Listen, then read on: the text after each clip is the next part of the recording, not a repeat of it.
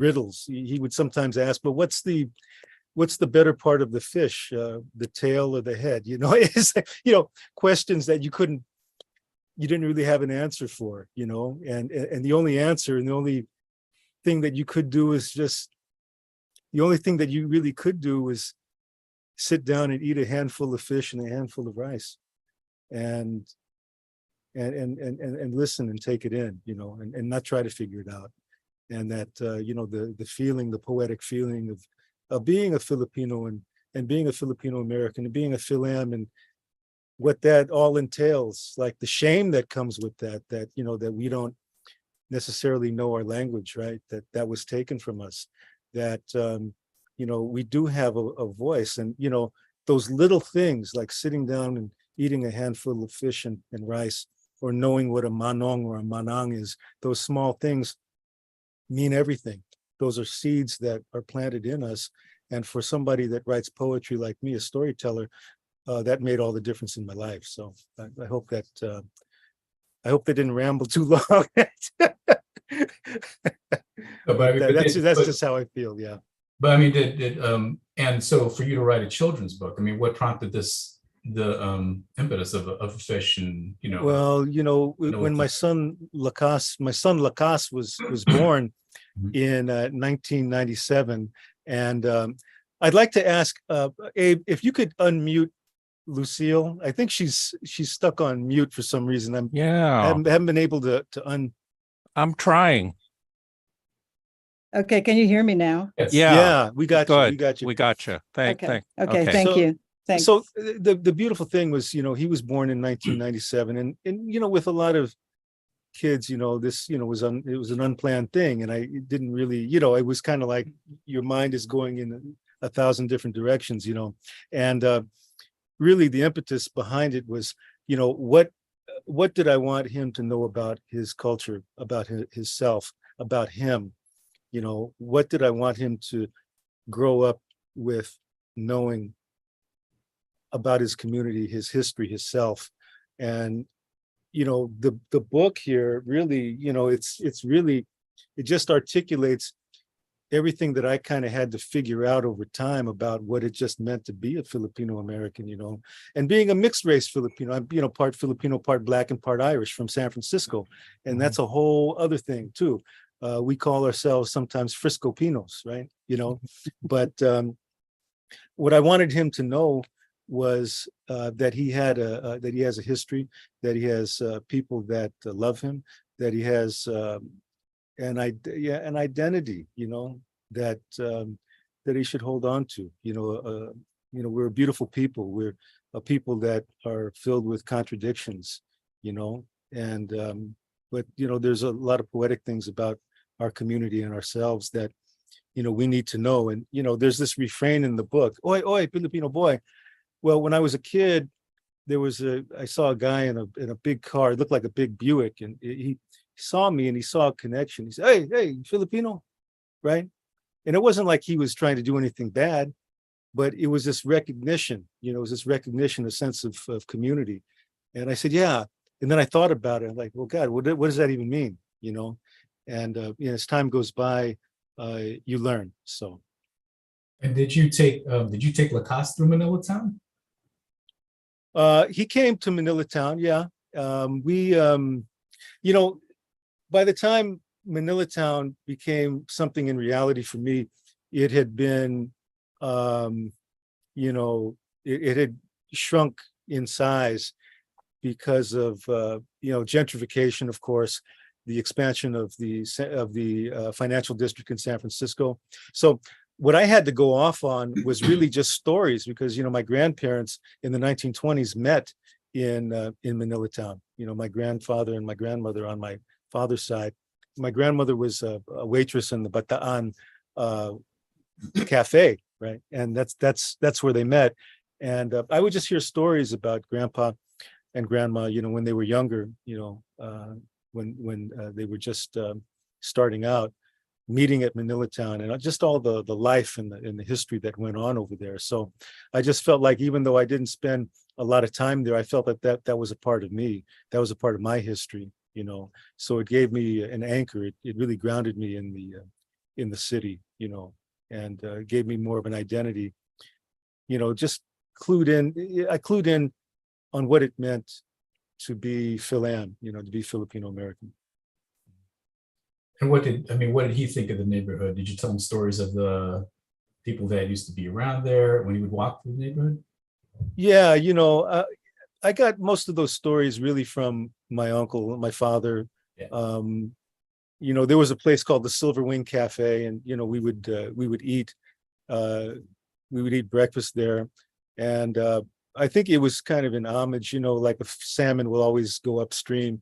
My father would go there because of the history that he had there, and when I went there with him, we were eating there. But when I look back on it, it was more than just eating. It was kind of taking the trip and just recognizing our past and not forgetting it. Seeing my father eat with his hands, eating some, it was a very healthy breakfast: the pig nose, Chinese sausage, and rice. Yep. And it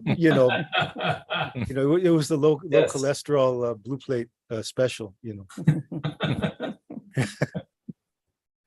But how does this culminate? Like did your Uncle Al say, okay, you got to turn this into a children's story? Did you? Well, what happened was after Lakas was born, I noticed, like with a lot of babies, they have the cowlick hair that sticks up, and when I saw that, it was comical. I thought it was funny, in that it looked like a fish, So I had this image of him looking inside of a window of a fish market and coming face to face with a fish that had the fins that looked like that, and they would mirror each other.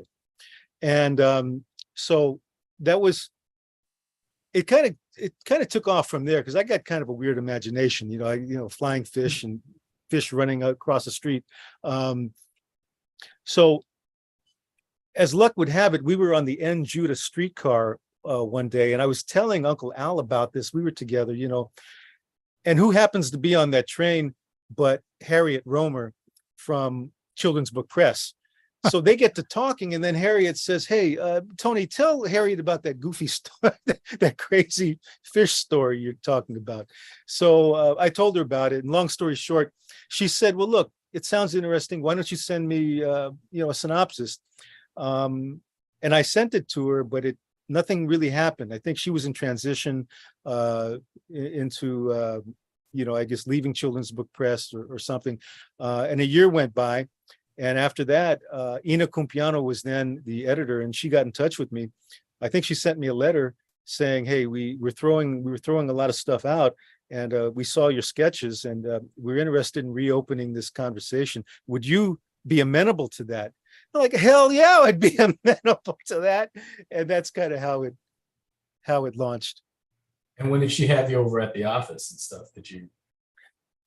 This was, maybe a couple weeks after, and I was really frightened, because I'd never written a children's story before. I didn't really know how to approach it. And I was kind of lamenting it, and I was, false starts, fits and starts. And then finally my uncle told me, "Hey, Tony, just write it as a poem. Write it as a poem." And that's, and I'm a poet, that's what I do. And a week or so went by, and I'm laying in bed eating French bread, and the crumbs are getting on the sheets, and finally, boom, it hit. And I wrote it all in one shot. But it came as a poem, French bread and all. So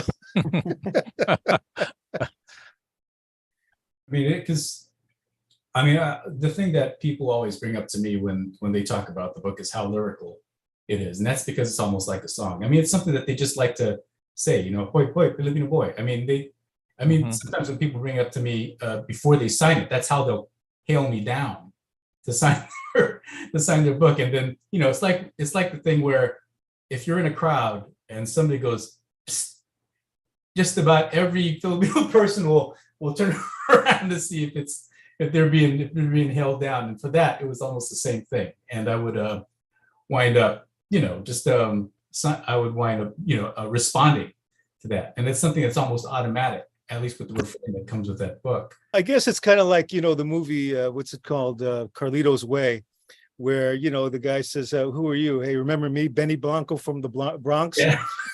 Oi Filipino Boy is our Benny Blanco. That's our Benny Blanco.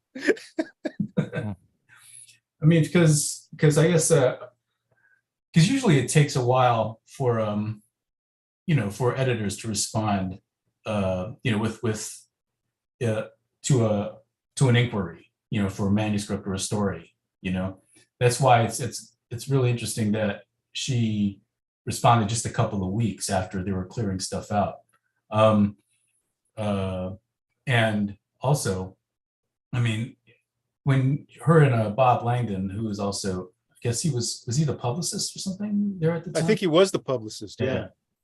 Because they had approached me about doing a book, but there was nothing there for me, no project that they felt they could connect me to. So my entree into this was when there was actually an exhibit of children's book illustrators' work out in Oakland, Museum of Children's Art, MoCA, I guess is what they call it for short. And Ina and Bob had attended the reception, and they said, "Oh, we might have this thing for you." And so it was great because the only other project that I'd done that had to do with Filipino American subject matter was a book called Willie Wins, which was published by Lee and Low. And Lee and Low's based in New York, and they were kind of the only multicultural children's publisher besides Children's Book Press. I mean, they were much more bigger, larger in terms of their scope. But so when Ina sent me the manuscript, I actually didn't officially have the job. I had to bring my slides over, and show them my work. And but fortunately, I mean, it wasn't long before she recontacted me again and then sent me the manuscript. And I just remember just how fun it was. And I was reading it, and then by the time I got to the end of it, there was no lesson. There was no, like a lot of children's books tend to kind of be didactic, where they start out with this conflict, and then they work it through at 32 pages, and at the end you learn something, and which is all fine. But what I liked about this was, I mean, it was like this great song, that I just kind of listened to. And for me, I mean, at first I was like, oh, great, I can't wait to be part of this. Oh crap, I got to illustrate this, because then what you don't want to do as an illustrator or someone who's creating the picture part of it is to weigh it down. Whenever I'm trying to illustrate a manuscript, I try to do something where the sum of it is better. Some of the parts is is better when the two of them are together, and you find out they just can't really exist without each other, and you complement each other really well, as opposed to kind of like a meat and potatoes approach, where here are the words and this is what the picture is just illustrating. You want there to be an active dialogue between the text and the images. And so when I was reading it, for me, it was to try and break things down. Like the first third of it, Lakas and his dad are, they're just having breakfast, and they're on their way to the barbershop, and they're just having this kind of a normal day. And it's only when when the fish breaks out of its case and all this mayhem kind of ensues, was when I thought, okay, now I have to switch it up and compositionally try something different. And so I mean, this was the kind of thing that Tony's words were inspiring me to do, because when throughout, I would just constantly just read it out loud for me and for myself, and I would just laugh, and I would just think, oh, how can I draw something or come up with something that also kind of imbues that spirit, makes me laugh. And so first of all, I got the job. I was like, okay, I got to start coming up with stuff, and then I hadn't met you yet.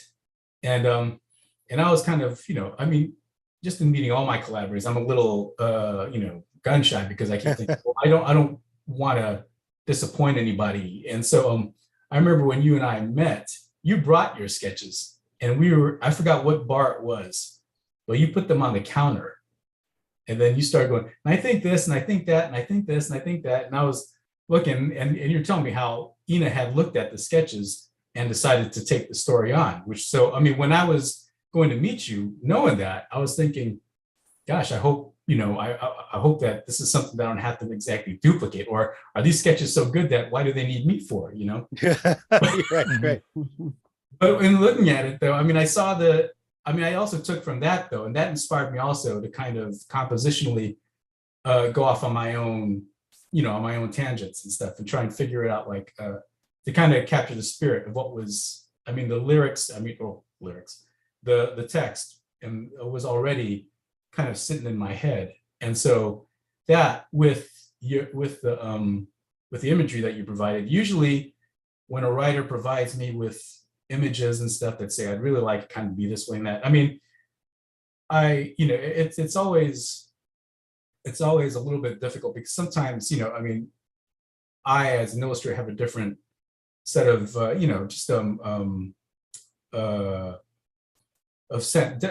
different aesthetic than say what the writer has. And so I was a little cautious about looking at your sketches, but I mean, I found that wound up actually inspiring me in a different direction, which is, something that's unusual. But so for me to meet Ina, and then she would have her bring me on board, and then to meet you, and then all be on the same page. That for me was, I mean, I felt like inspired to start. And so, and then after that, it's like, well, you're going to meet the designer, and Lucille Tenazas is going to design the book. And then I got freaked out all over again. Because for those of you, I mean, who aren't in our field, Lucille is a giant and a legend. Sorry, I don't, but and it's one of those things where you only hear of this person. She was, Lucille, I think you were at, well, I don't know if were you at California College of Arts and Crafts back in like in the late 80s? Yeah, I started in 85. I left in 2005. So I taught there for 20 years. Yeah. So, I mean, so that was the thing, is that and all my graphic designer friends were always, kind of hailing. and then so I was like, oh wow, yeah, and they would show me some of her, some of her work and everything, and it was, and then when I found out, like, you got who, and when Ina told me, I was like, wow. And okay, so you're gonna go meet her in Bernal Heights, and you guys are gonna discuss the project. Oh, okay. And just when I thought I had all my nerves settled, now I'm going to Bernal Heights, and I'm thinking, first of all, like, oh well, I was kind of running almost late, I think, and so I'm like, oh my god, I hope I'll be able to find her place. And then in Bernal Heights, there's this silver structure that looked like that was, to me, the only thing I can think of is it was shaped like a piano, like a giant silver grand piano in the middle of the neighborhood. and I thought, oh, okay, well, that looks like a designer's house. I'm betting it's probably her. and so, I think, I mean, I remember our meeting being very collaborative. I probably talked way too much, but I remember it's just so strange to sit across from you after hearing so much about you, and during the time that I was actually going to the school, like way back in 86, 88. I'm dating myself here, but I mean, and then to finally meet you so many so many years later, and then to be actually discussing a project with you, I think was really something for me. But anyway, but I remember when we were discussing the visual approach to it, we were sort of discussing how we didn't want kind of, or at least we didn't want like the kind of typical pictures on one side, text on the other side, and I think you brought out a couple of comic books and graphic novels and stuff, and we were, I remember you brought out Henny Penny. It was a children's book, and by Jane Wattenberg. You brought that out, and where the text was just as visual of an element as the illustrations themselves. And I was just remember so excited because, wow, this is going to be like a duet, you know? And so, I mean, for me, the illustration part of it was to take Tony's, you know, I practically, I was about to say manuscript, but for me, it's almost like a poem. Take Tony's poem and then break it into three. Like the first part of it is he's having that dream about the mono. And so I kind of kept the edges kind of diffused during that part of it. And then when he wakes up, he's with his father and it's a normal day. And I would have, and then the third part is when the fish breaks out of the tank and they're running roughshod all over Manilatown. And each third would have its own style in terms of like the palette, like the edges would be diffused for the first third. Then the second, the things were still kind of contained frame-wise as they're going through the normal day. And then when the fish breaks out, then that's when things start going out of frame. And so that was my approach to it. I mean, for you, Lucille, I mean, how did you see when you got the book? And I mean, did I send you the thumbnail sketches and I mean, because I'm assuming I sent you, you know, I don't know whether you took the first step or I took the first step, but you know. Well, you have a better memory than I do, but I thought it was actually the first book. I've never done a children's book. I've done a lot of books. I work a lot with museums as well. You know, my studio in San Francisco collaborated with, you know, SF. I designed the annual report for the airport on one hand, and then I designed some publications for SF MoMA and Stanford University Museum. So when I think it was probably Harriet who got in touch with me about this project. And you know, since I'd never done a children's book, I thought, now this will be interesting to see how I would approach it. But when she told me it was bilingual, that was even more interesting for me because I grew up in Manila. I came to the US when I was 25 to go to graduate school in design. And so for me, as people know, you know, if you grew up in Manila, you would always be bilingual because you were taught English in school. But if you spoke another dialect out of the over 100 dialects that we have, you know, because my parents were from Aklan. And so I used to go there as a kid, you know, and so I also spoke, because they spoke, you know, Aklanon between them, I spoke that other dialect. So language was crucial for me. And when I decided to go back to school, you know, I had a design advertising degree in Manila. And then when I came to the US, it was really to look, for some reason, I think and Luis, my friend, Luis Francia, who's a poet here in New York, was able to really articulate this in the way that because we were taught English in the Philippines, it was very natural for us to deal with language in bilingual ways.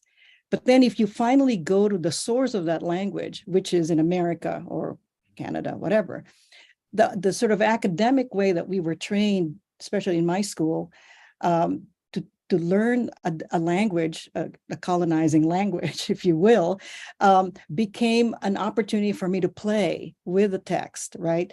And so I think, you know, when Tony was talking about, you know, poetry, I designed poetry books. I mean, I designed the cover of a poetry anthology. And for me, when Harriet said, this is a bilingual, you know, book, I wanted, so my challenge was always, it has to be 50-50. No one language predominates over the other. Right. So and as an educator, I mean, I've been teaching now for 40 years. And in fact, I teach typography. That is my bailiwick. I teach semantics of, you know, and linguistics in a way. I'm not a scholar at all, but I'm a designer that pays very close attention to text. And so when I was looking at the manuscript, you know, that you, Tony, gave us, and Carl, I had no idea that the artwork came after the manuscript. I thought this was simultaneous. I didn't realize that Harriet or Ina came to you after they had approved the text from Tony. So when you and I met, we must have talked about, the sort of like, how does one deal with the design? Because I want to do justice to the image and the text, and I am the third person there. So one does not, again, likewise, with translation, one does not predominate over the other. And so if you look at the book, the sequencing of it and the narrative in terms of your illustration, Carl, what is on the left is Tagalog and what is on the right is English. But it wasn't like the images were not mirroring each other, even if the text was. You see what I'm saying? Right. And so what was, to me, I think there were a lot of things I was grappling with initially, because it is not a linear situation in terms of what the images are supposed to be. In fact, on one page, I'm revisiting this, because in one page, for example, page 26 and 27, the way I treated the images, or your images, in terms of a triptych, if you recall, because the fish is kind of like jumping around and going into the water, I think. Yeah. And then so the Tagalog part is fragmented. But then when you get to the English part, it's a singular image, or, there's one page. And that, because I design multi-page books, I'm really sensitive to narrative and sequencing. So especially multi-page books, like, I've done like 200-page photography books, art monographs. And, in this case, I'm looking how many pages we have here, 32 pages or 31. So it was a great opportunity for me to really, look at language. And then and here's the other thing, because I'm very sensitive to type fonts, space, like in terms of visual weight, I needed to make sure that the size, it wasn't like, let's say, the size of the Tagalog is the same size as the English. It's not, because each of these fonts have a particular visual weight. And so I had to make sure that the balance was established, so that, again, you will read the Tagalog in the same way you would read English. So you could go back and forth, and as an educator as well, I'm looking at this as a teaching tool. It's crucial for me to, even if I'm not a language teacher, you could go back and forth, and they're all adjacent to each other, the pages. So this is, I think because I teach also, and I have a lot, I teach here at Parsons in New York. I have a lot of international students, and I encourage them to use the language of their culture, with English, so that because this was my example, I show this and I tell them, when you look at what a like a multilingual publication or anything that has another language, it has to come across that one. Sometimes, of course, the authors might say, I'm Spanish speaker, so, Spanish should be the biggest font, and then English could be smaller, something. But if I recall, Carl, you did not, or maybe it was because we never met, Tony. I never met you when we were doing this book in the course of this book. So it must have been Harriet who was probably in agreement that, because it's a children's book, it's also about pedagogy. You're also teaching something, to these kids, not just the language, but also hierarchy of language. But I think also, I think that Ina, I think she just basically trusted you to, I don't think anybody was going to direct you in terms of how to play type on a page. There's a reason why they called you in, so that conversation is over. And which is great, because this is the thing. Because I also do art direction and layout of children's books as well. And it's always kind of a challenge for me to for the significance of the type that plays much of an important role as the image. Because with a number of the projects I'm involved in, I don't have as much of a say, but I always point to this book as an example of, like, this is how visually exciting and lively, the whole thing is, with the type and the images working together. It would seem so simple, but so often there's sort of a meat and potatoes approach to this sort of thing, where you'll have this on one side and that on the other. And the practical concerns just sort of outweigh, the artistic ones. And I think they should be I think they should be, I don't know. I mean, I understand the importance of it, but I mean, it's just, you can still get away with making things exciting. I mean, the reason why the book, I think, has that kind of resonance is because of because everything is, there's such a great synergy between the content of the text, the placement of the text, and the images, and how they all work off of each other. People just like turning those pages. And I mean, I don't think, I mean, and I'm curious to, Lucille, like, how do you see storytelling being done these days, like in printed form? Because I mean, it seems like people have so much more access to different kinds of storytelling tools. Mhm. You know, a book, you know, you get to behold it for a while, and you sit and you look at the pages and stuff. Now people are just, you know, holding up their phones or something, or looking at things visually, and different types of rules are being broken design-wise from previous, you know, whatever rules there were in the past, and people are, you know, sort of taking things and running them in different directions. I mean, how do you see narrative design being done these days? Well, that's an existential question, considering what's going on right now. But it points to a really crucial challenge when I talk about, well, when either even if I'm designing something, let's say, that is analog. By the way, print will prevail. I'm just telling you this. So, you know, but then, you know, I've also done websites, right? And so when you're looking at what is the sequence of an interactive vehicle that is digital, it cannot be treated like a book, because the book is all about pages. You know, you sequence it, you want to open it in the middle sometimes, or, you know, you go to the table of contents and then you say, oh, you know, maybe I should jump to chapter 5, just because of its, you know, maybe you're interested in that.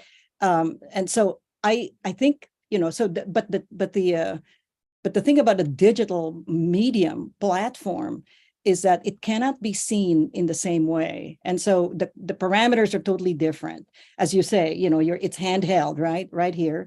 And then you have, or your laptop, but more often than not, it's your smartphone. So when, you know, I've designed situations where, you know, if it's analog, it's easy, just because, you know, it's page by page.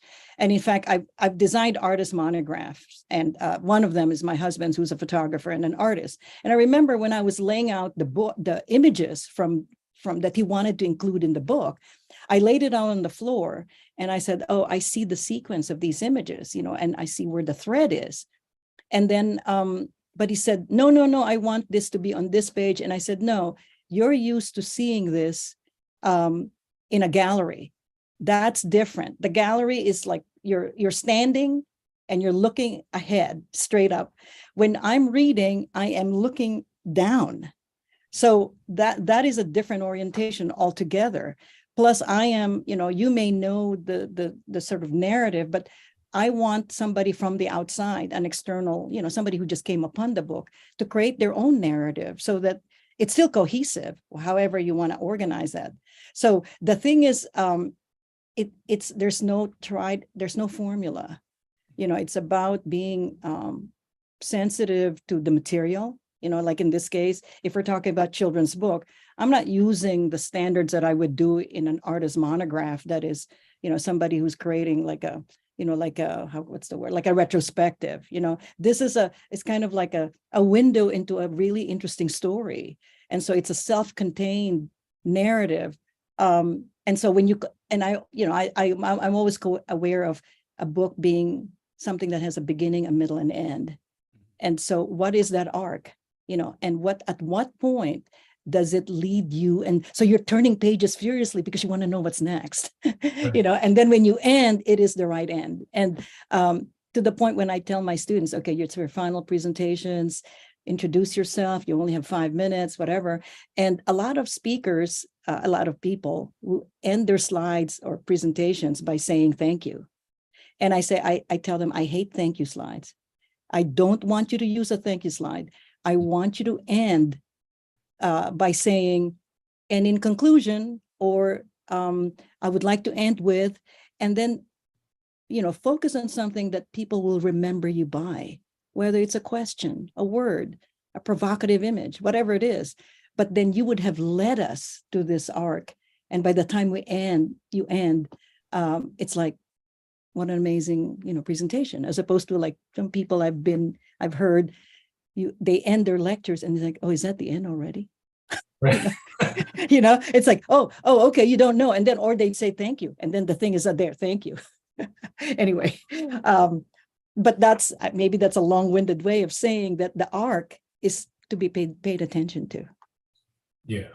I mean, I think for me, I mean, seeing how your words were placed also, I mean, also led me to think about the consideration of, it just made me look deeper into Tony's words as well. And when I was trying to come up with the images for the book, part of it takes place in this Manilatown that's sort of mythical. And for me, I was thinking, okay, usually my approach to illustration is, I'll go around, if it takes place at a certain location, I'll go around, I'll shoot reference, or I'll try and draw things from it, or look up and do some research that way, just to fill my head up with stuff that I could eventually probably even throw out. But when I was reading Tony's lyrics, it was a thing where I was looking at it and I was thinking, oh wow, this Manilatown's kind of mythical. And I would walk through Kearney Street and I was just thinking, everything that he's referencing is gone. So how do I, what do I do? And it was funny because it was then that I brought it up to Tony, and Tony said, well, let's talk with my Uncle Al and see if he had any ideas, I think. And so the three of us just decided on, like, it was like, I think it was after work. I was working at the study center at the time, and we met after work, and we just started at the bottom of Kearney Street and just started walking up. And then Al just started telling his stories about what used to be here and what used to be there. And the thing that's hard to describe is that he literally, it's like he brought me back in time with the way that he's such a raconteur, but I mean, but also a poet at the same time. And he just can't help it, So as he was pointing out, he was pointing out the stories of the people who lived in these buildings and what they did, I started kind of projecting like who must have lived in these structures and what kind of life. And it was almost as if I was like time traveling, and so as I was looking at these newer structures, I was seeing ghosts in effect, and so for me, I had taken pictures of the fish's trajectory through Kearney Street, and I was looking through them after getting them from the photomat and thinking, how am I going to use this? Because all the references that Tony is referring to are all of places that aren't there anymore. I thought, well, maybe what if I started thinking about the people that used to live in these buildings. And so for me, I thought, well, what if I paid tribute to them by just using the current structure, the reference that I shot, and then just collaging images of the people that used to live there. And but yet, just painting them these like splashy colors, just so you could see them in the background, but they wouldn't dominate, the image. It would still be the focus of the fish and Lakas and Dad. So, I mean, but I don't think I would have gotten there if it weren't for Al bringing me there. And it wasn't through any sort of material that he showed me or through any, it was just sort of that sort of poetic power that you and him share. You guys are really good at using poetry to really bring people into like a different time or just the spirit of whatever it is that you're talking about.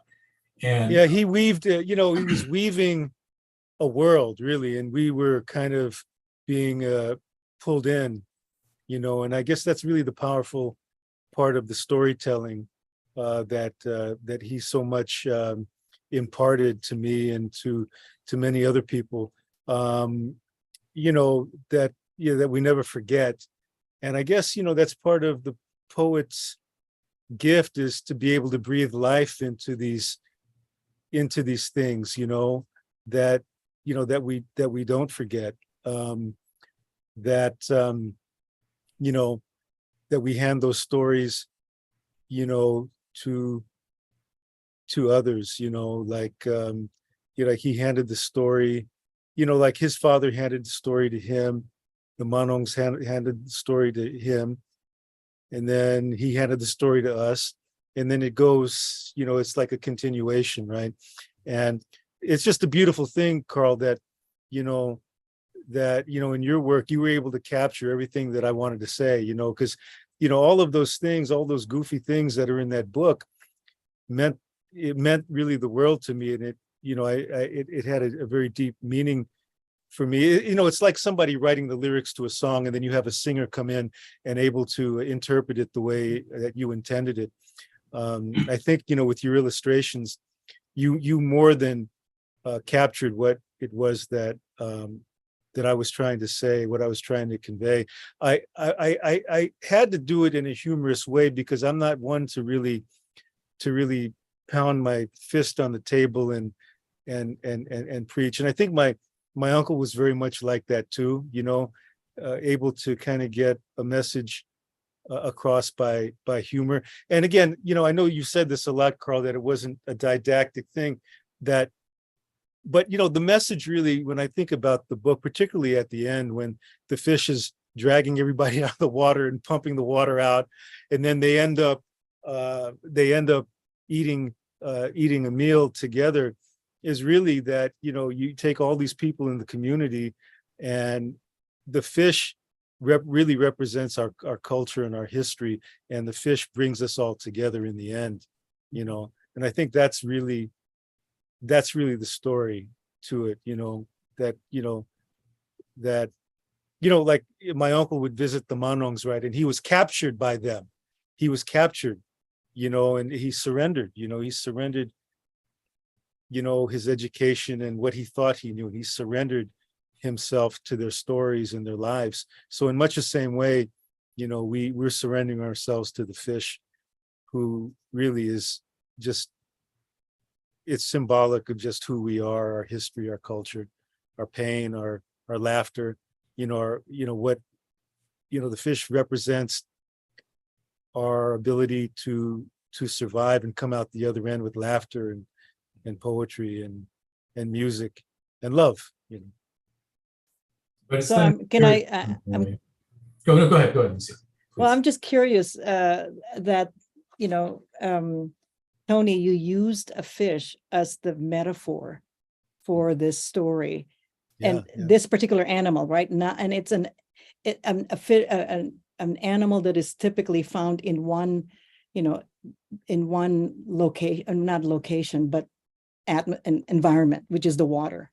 And so when it comes out of the water and becomes amphibious, what does it mean, right? To do that and to navigate a different landscape, as opposed to, let's say, you know, another animal. You know, I'm just curious why, because obviously, you know, you want an animal that is universal in one respect, but from what you've said, you know, in the context of memory, as a carrier of memory, and your son looking at, you know, this aquarium or fish tank and reflecting, you know, the reflection was on, you know, there's kind of the in communion, right? Human being and a fish.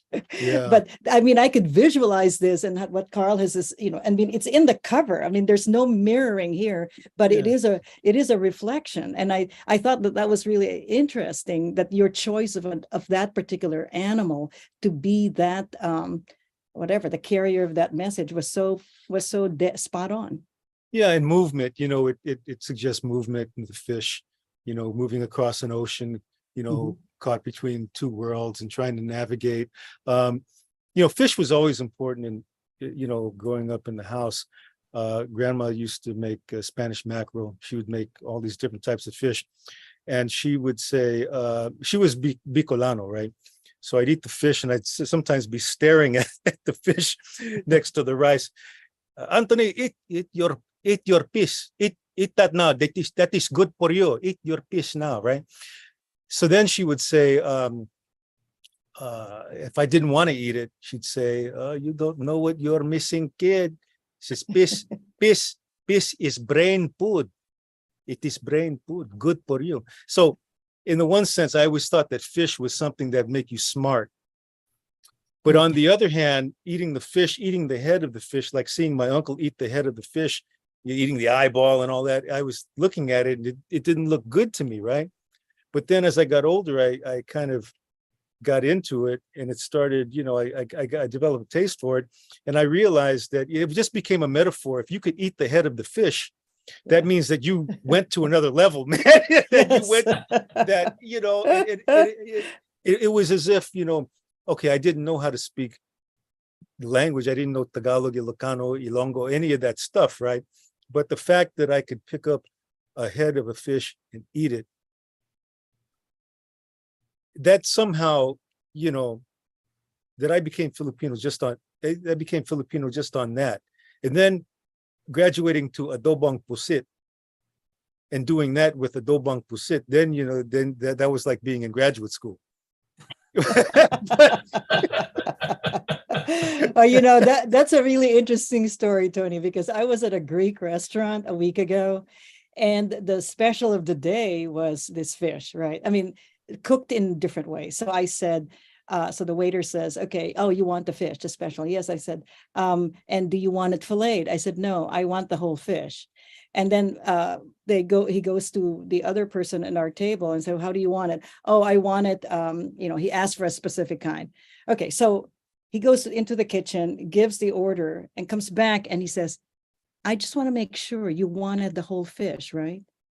And I said, yes. How many? Okay, yes, I said the whole fish. And so I look around the table and it's a friend of ours and my husband. And I said, why doesn't he get it? And then he comes back a third time. And then finally he says, I said, are you going to ask me again? And then he said, yeah, you know why? I said, okay, this is a Greek restaurant. You have the option. I said, I want the whole fish because in my culture, we have the whole fish.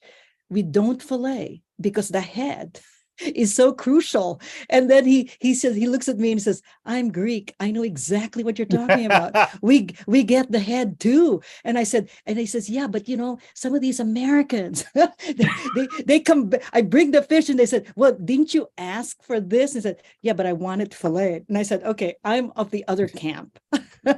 So 3 times he had to ask me.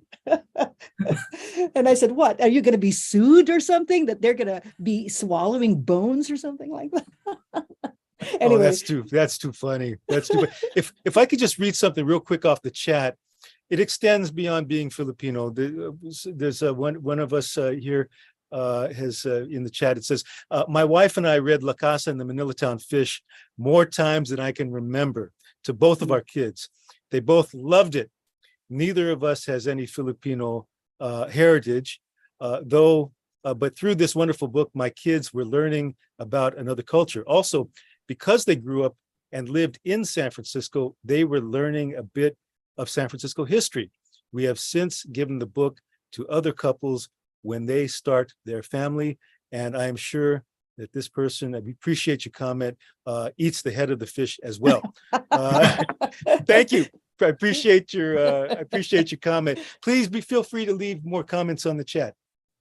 I mean, which is interesting. I mean, that how it's affected people. I mean, the review that we had gotten from the Horn book was really something, because I mean, I wasn't used to too many reviews of the books that I had done, and so I mean, I was really so excited about our book being published. And when the review from the Horn book came out, it seemed like a good signifier. Let's see what it say. The first ever bilingual English Tagalog story set in the U.S. is as elaborately staged as a Disney 42nd Street musical, but within shot of The Lion King as entertainment and a whole lot more authentic.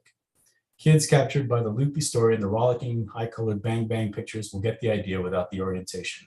That's the charm of the book. This is the rare wish fulfillment fantasy that teaches no lesson, solves no problem. What puts it over the top, though, is the human element, like the silhouette figures of Lakas and his daddy walking along the street with a bounce hand in hand. So, yeah, I mean, it was just, and that's like, wow, finally, who really get it. For me, just seeing how I was just so proud that every element of that book was just active. It's so much of of the book, once it's done, seems sort of passive, where you look at it and just make sure that everything's kind of in place. But looking at this one still, 20 years later, the placement of everything and reading it out loud, it still lives. And so, I mean, I think that's why people still, like at book signings, still bring it up to me, and that fish book, you know, it's I read that to my kid. I mean, and they read it to their kids. Like, oh, okay, you can stop at that part. But I mean, it's great to have that kind of resonance, and to the point where we can actually, you know, bring it up 20 years later, you know, and it still has the same resonance as it did back then. Do we want to talk about how it impacted other people, Abe, or if anybody wants to talk about like how it affected them? Let's see here. Yeah, if we can, you know, we can open it up to discussion. If you know, I think my mom is chomping at the bit to I think my mom might want to say something. Mom, are you I think, hey mom, be sure that you unmute though.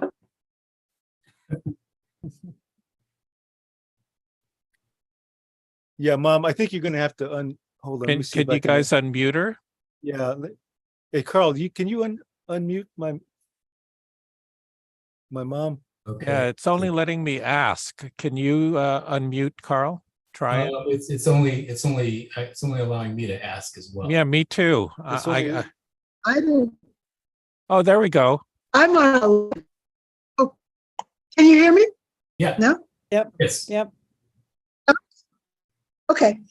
Hi, everyone. I left a message just now, and I wanted to let everyone know that I was there from the beginning, from the colic, and the inception. I was there for the entire thing. Yet there were things I did not know about the process, and I'm just now learning.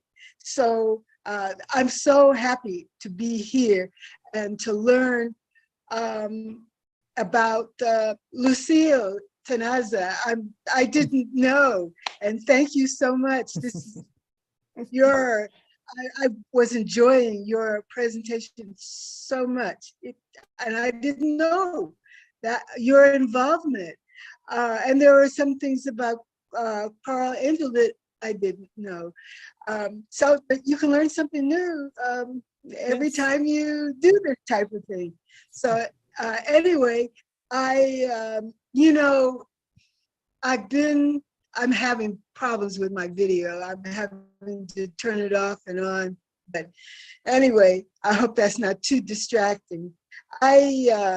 Every time there's my son Tony has a new book come out, it's always a very different experience, and it never gets old. And you know, Lakas and the Manilatown Fish was the beginning of it, and I just remember being beside it was so exciting. You know, you can imagine the first book, and I as a parent was just beside my son and just got pulled in it. And so this 20th anniversary presentation brings back fond memories of me, of going to contract. You know, they sent a contract and I'm going, contract? You know, it was like something new back then. Since then, I've seen many contracts, but back then it was, you know, and he sent it to me, of course, and I was all excited. Everyone was excited. So it's been 20 years, and now the children that benefited from and enjoyed that book, they're coming back with their children. And the amazing thing about it is that it's been in print for 20 years. I don't know that anybody expected that. Yeah, for sure. Yeah. I mean, I'm just, you know, I'm kind of taken by the whole thing. My mom will be back. I know her connection is kind of iffy. To be honest with you, I was very overwhelmed by the whole thing. It just, when it took place, it almost had this avalanche effect. They'd mentioned, okay, we have this wonderful artist, Carl Angel, and I was really intimidated to meet him because the way they were really talking him up. I thought, my God, I hope this guy isn't disappointed in meeting me, because I just thought, well, wow, there's this guy, and and then just when everything was taking off, this being my first book, I didn't really know how to take it, to be honest with you. And I was thinking to myself, as it was happening, you start to question yourself and your ability. You think, okay, well, is this all a fluke? Or is this really happening? Is this real? But I just remember one of the first places that they sent me to read was it was a elementary school in Vallejo, and it was funny. I thought that I was going to be reading to a class, and I was led to the gymnasium where the entire student body was, sitting in the rafters. They were on, the benches, and it was, for the whole school, right? So, I kind of started hyperventilating and almost kind of like passed out. But I was able to get through it, and over time it's been a lot more. It's been enjoyable, and it's been comfortable, and it's been a lot of fun.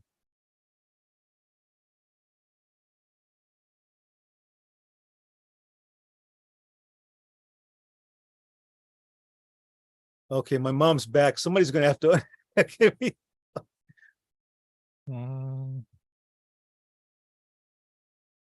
Yeah, I'm having trouble unmuting her.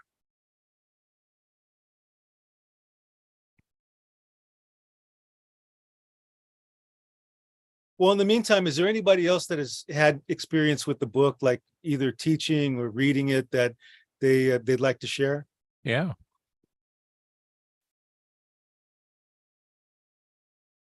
Anyone? Oh man, my battery's going low.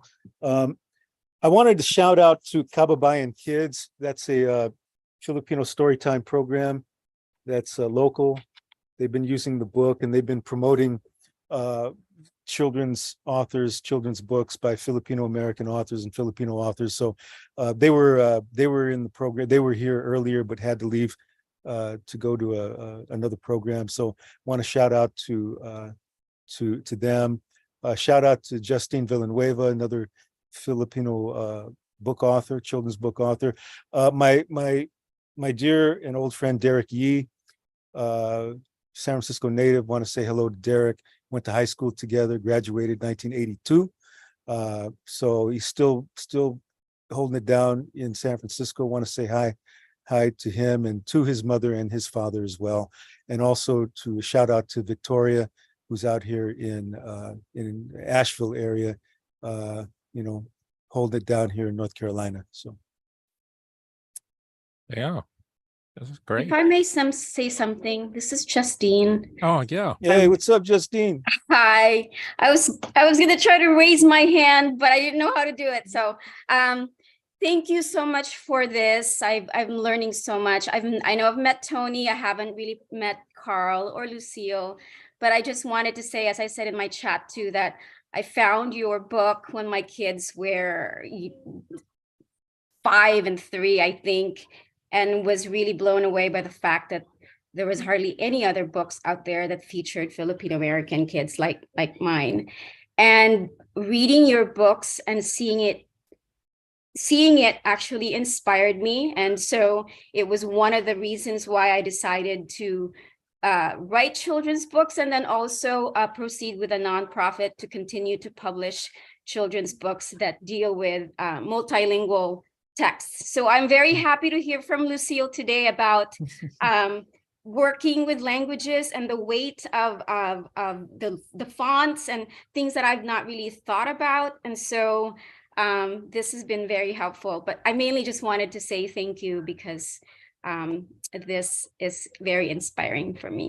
Hey, thank you. And it's so really wonderful to hear from you, Justine, and hearing about the wonderful work that you're doing.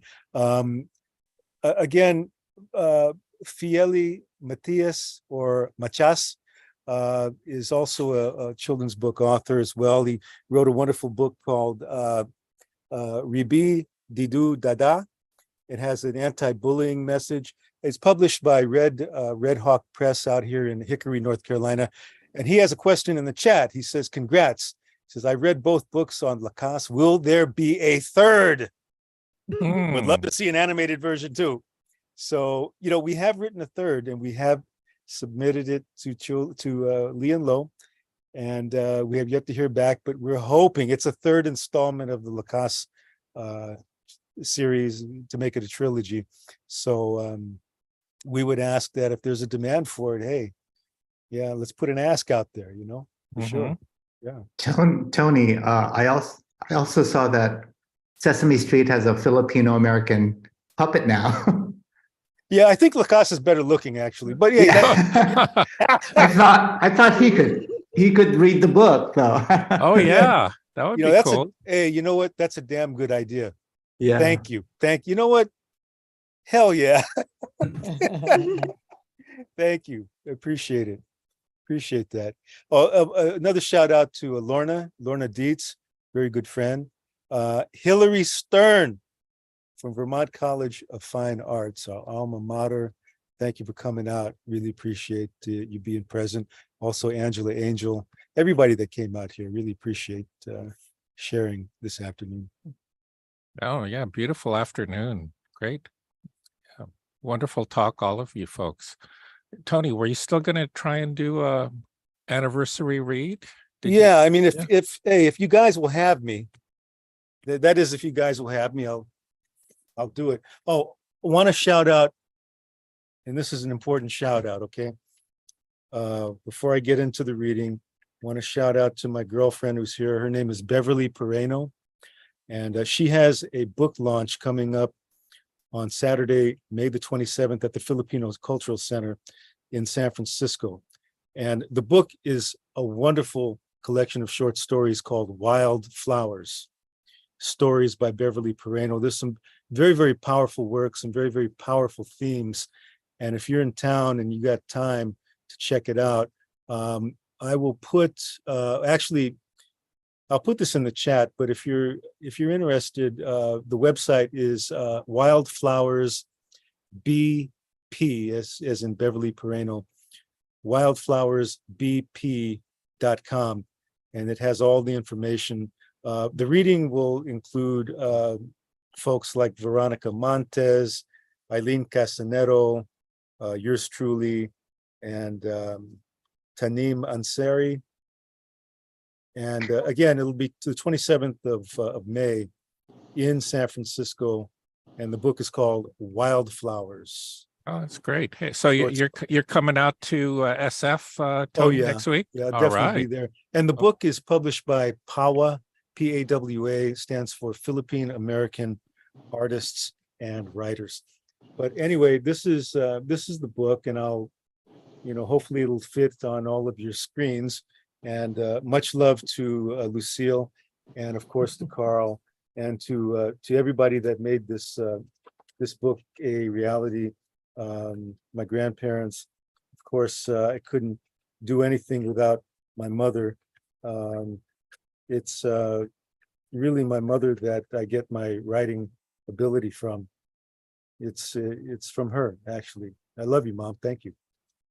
And anyway, this Love is you, son. okay. So this is it. Okay. One night, Lakas dreamed he was playing in the park. He swung high on a swing. He ran fast in the grass.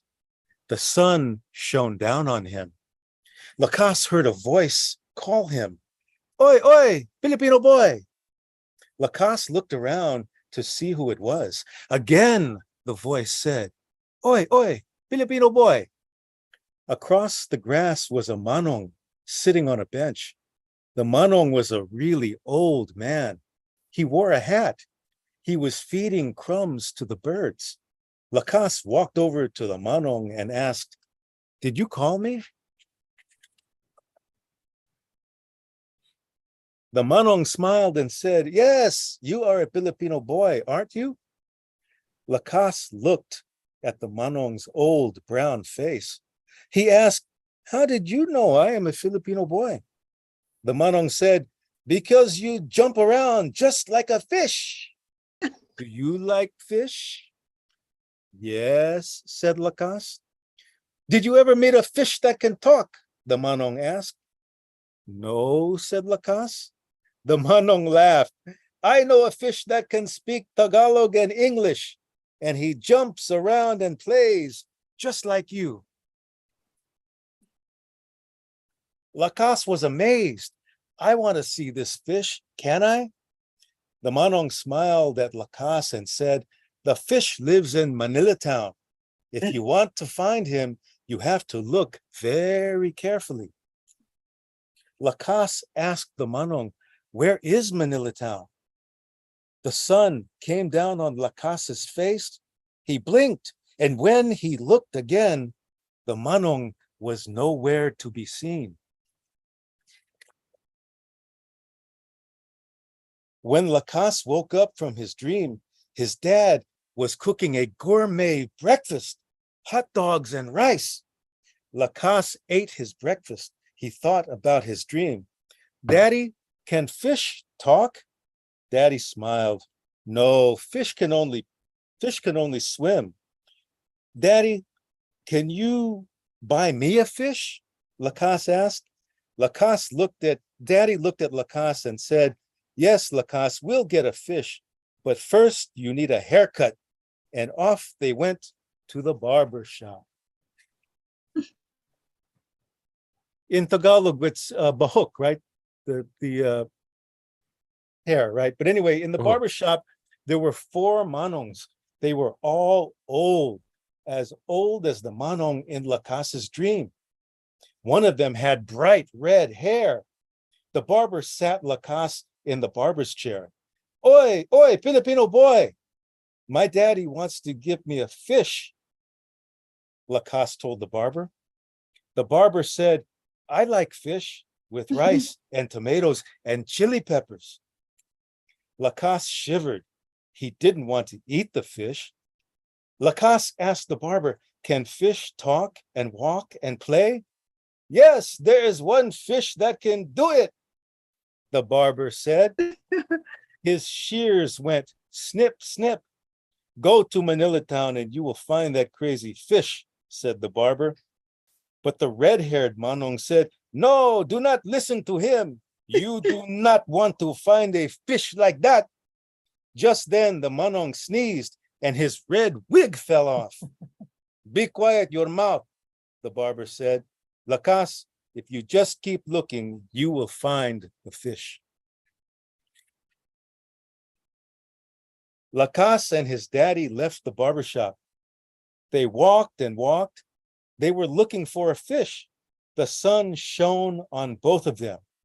Lakas wondered, could this be Manilatown? They walked some more and soon they came to the Happy Fish Market.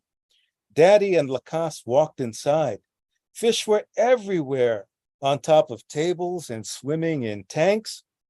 All of the fish looked very sad, all except one. Lakas heard a voice from the fish tank. Oi, oi, Filipino boy. Lakas looked at the fish in the tank. Oi, oi, said the fish again. Lakas said, this fish could talk. The manong in my dream said I was just like a fish, Lakas said. I'll ask my daddy to buy you and take you home so we could play. Daddy was busy talking to the happy fish man. Give me that fish in the tank. I will take him home and cook sinigang. Lakas shivered. He did not want to eat the fish. The happy fish man dipped his net into the tank. Suddenly, the fish jumped out and gave him a big, wet kiss.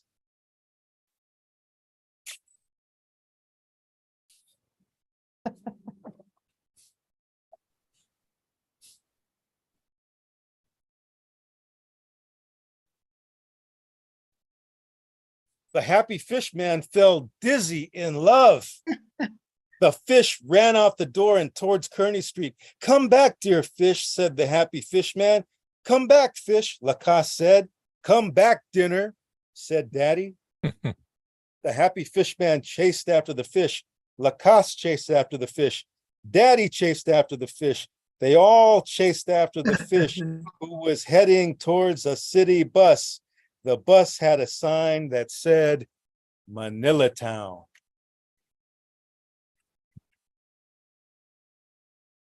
The fish jumped on the bus. He gave the driver a big, wet kiss.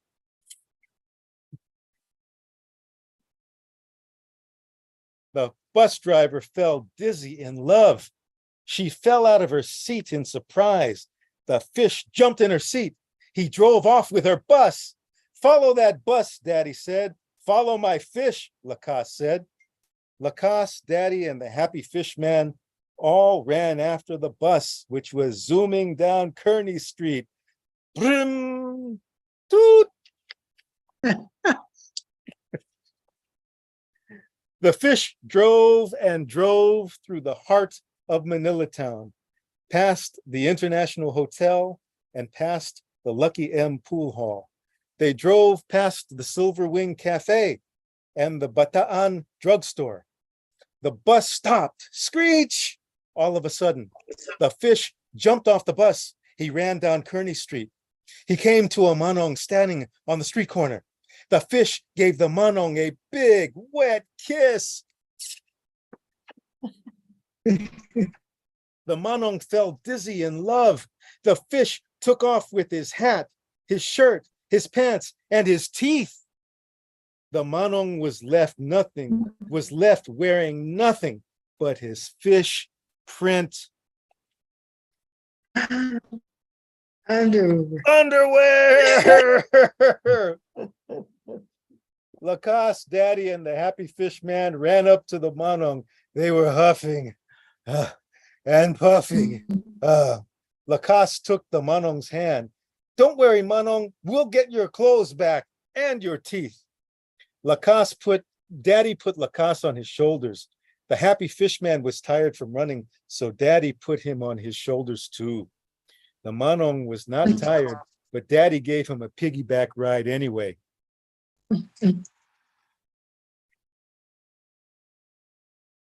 The fish ran down Kearney Street, all the way down Columbus Avenue and all the way to the bay. Give me another kiss, the happy fish man called. Give me my clothes, the manong called, and give me back my teeth. The fish jumped into the water. Daddy couldn't stop. He ran right into the water. Splash.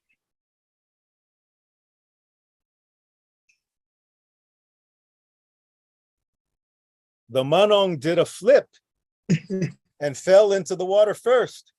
The happy fish man held his nose and hit the water. Lakas and Daddy splashed, holding hands. Help, help, cried Lakas. The water is so cold, cried Daddy. Gurgle, gurgle, cried the happy fish man and the manong together. The fish heard them. He pulled Daddy and Lakas out of the water. He pulled the happy fish man and the manong out of the water. They all sat and shivered on the ground. The fish gave the manong back his pants, his hat, and his teeth. Then he wrapped the manong's shirt around Lakas. The sun warmed their skin. And when everybody was nice and warm, Daddy said, "Who's hungry?" "I am," said the happy fish man. "I am," said the manong. "Oi, oi, me too, Filipino boy," said the fish. "I guess that means no fish stew for dinner," said Daddy. Lakas and the fish both nodded their heads, yes. And they spent the rest of the afternoon eating plain rice and pancit and adobo and tomatoes and chili peppers. Oh, and playing in the bathtub with the fish. And that is the end of the book. That is a good book for you. So eat now. Go eat your food. Eat your rice. Okay, it's good for you.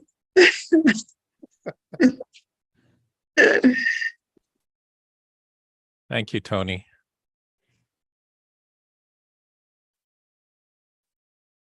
Here it is. Yeah, that was great. So Tony, where'd you get that the fish avatar that you kept? Oh, you know what?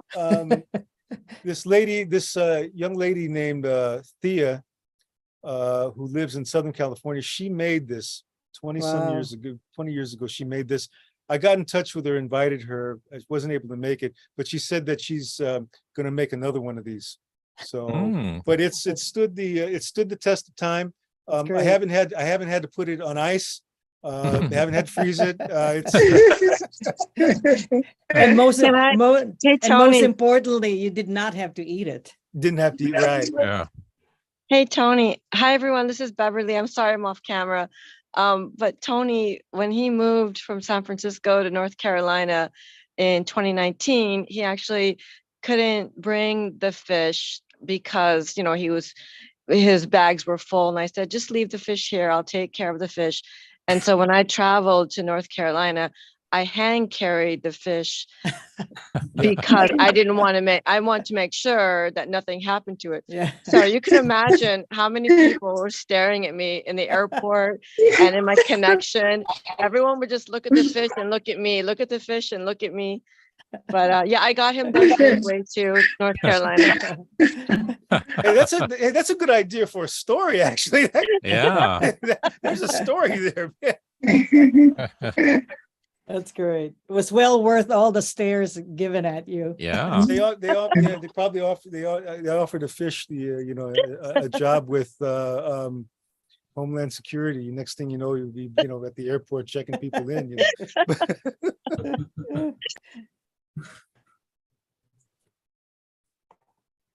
So here we are at 2:32. Right on. Yeah. Yeah.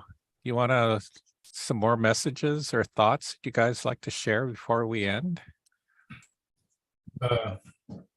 Well, I mean, for me, just a couple of things. First, a shout out to all my Hawaii folk here, Lawrence, Angela, and friends from Virginia, Richard, Tiffany. Thank you for attending, and everybody else. Thank you, Evan. Thank you for attending.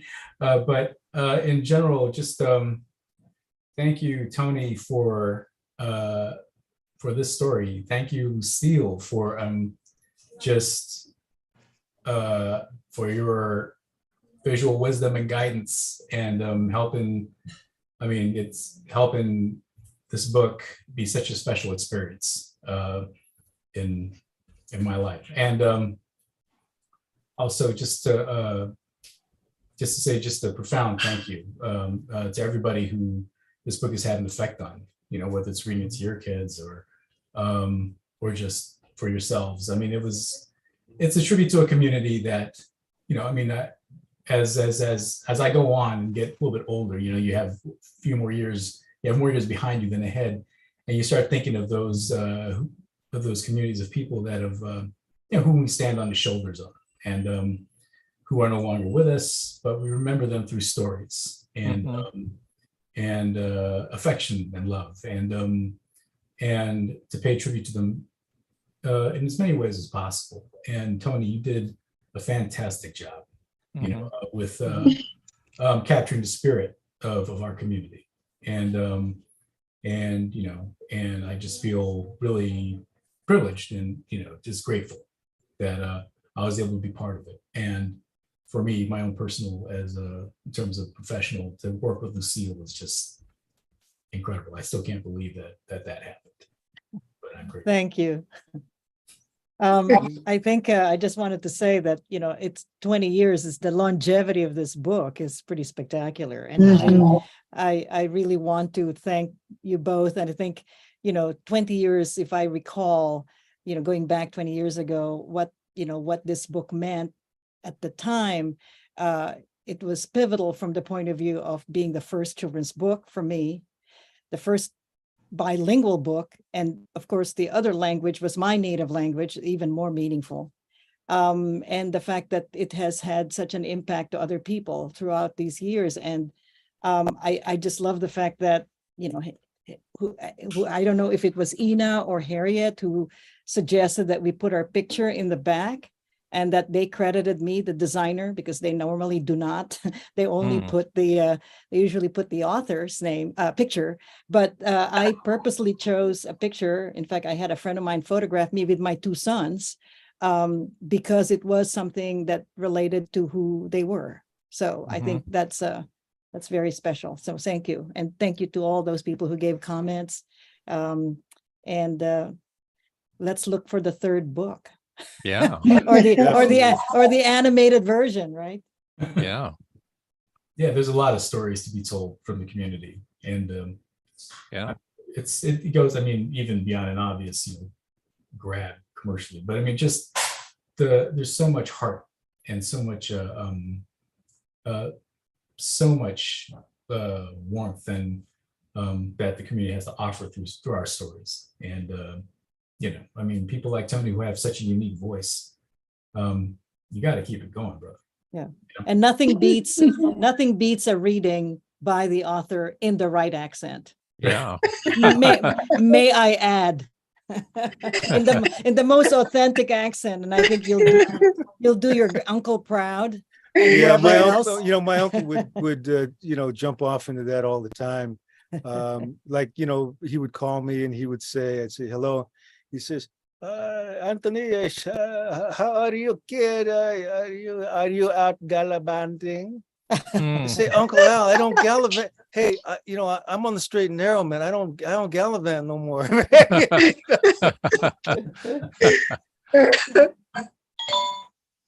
But yeah, we do want to do a third one. I mean, we've submitted a story, so we're hoping that they'll run with it, and a shout out and much thanks to you, Abe, for putting this together and recognizing. I'm just still kind of overwhelmed and kind of just really overwhelmed by the fact that it's been 20 years. Yeah. It's kind of unbelievable, really, in all honesty, but yeah, I mean, I didn't have this much gray on my goatee when I wrote it. And I, that's the barometer, Yeah. Well, I think part of it, when I was doing my kind of retrospective is, kind of what unites both you and Uncle Al is kind of this continuity of children's book press, of bringing out the first book, a bilingual book with your uncle Al, looking for Ifugao Mountain, of young Kayumungi looking for his roots, but then finding out that his roots were still in Manilatown. So the lesson is still kind of there of you thank institutions like that and pioneers who had the foresight to want to create a children's literature of inclusion, and it's institutions like Children's Book Press that allowed our stories to come out and to flourish and to have this longevity. So all kudos to them and having that type of vision and that willing to work with communities of color to bring out their stories. Yeah. For sure. Yeah. So I don't know. Shall we end? I hate to end. It's always great hearing you read, Tony.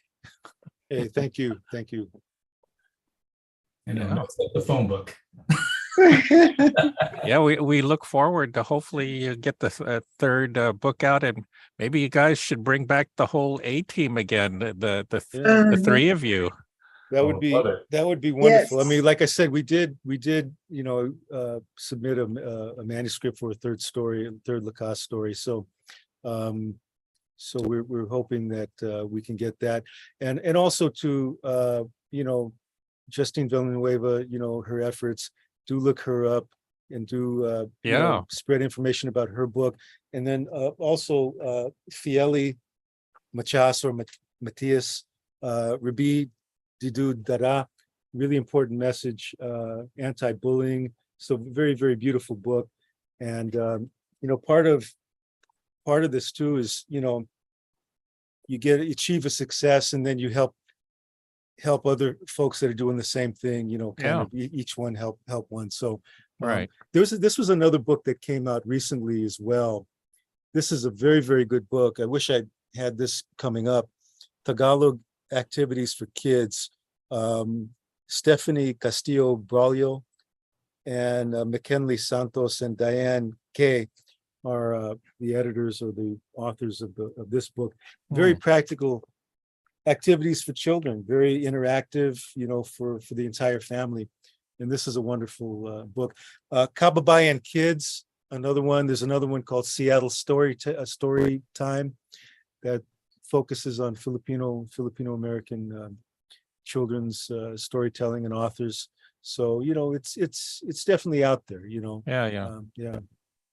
So Abe, you said this, it looks like you're recording this, and where, Yes. And we can access this at some point through on the website of the public library? Yeah, on the SFPL has its own YouTube page. So if you type in SFPL YouTube, it'll pop up eventually. Maybe, it might take a few days, a week or so, that the powers that be will kind of get it on there. Okay.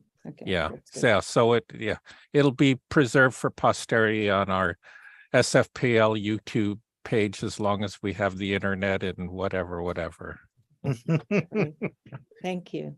Yeah. No, thank you three for joining us, and everyone who came this afternoon. This is a Last great minute time. shout out to Alec Davis. Thanks for coming, brother. Okay. Much love to everybody. Mom, thank you. Beverly. Yeah. Derek, Thank my you. man from high school, Derek. Much love, man. Yes. Appreciate you coming. Tell your mom and dad I said hi. Hillary Stern, Victoria, everybody. Much love to you. Lorna, Fieli, everybody. Lucille, Carl. Thank you, Yeah. Tony. Thank you, All Carl. right. Everyone Thanks, have a Abe. great afternoon. You Bye-bye. too. Thank you. Bye, Okay. everyone. Bye, Mom. Thank you. Bye. All right. Take care. Bye. Good afternoon.